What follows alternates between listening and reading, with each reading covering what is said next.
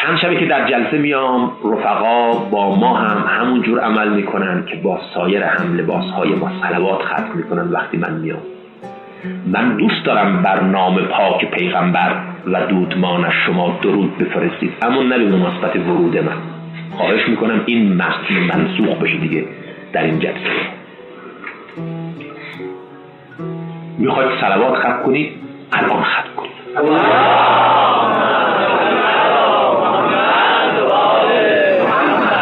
راستی درود فراوان خدا بر پیامبر پاک و دودمانش باد.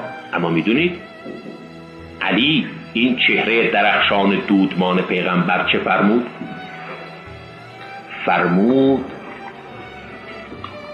از خطرناکترین دامهای شیطان بر سر راه مردان و زنان حق پرست، بر سر راه انسانهای حق پرست، یکی صدای کفش کسانی است که دنبالش را میافتند. یه انسانی هستش دلش در گرو اوه، اگه 2000 تستای کفش تلق رو زمین بخوره که 2000 دنبال من بیان، این خیلی خوشش میاد. اما اگه 5 تا باشه، اون وقت دلنگرانه که چرا کمه.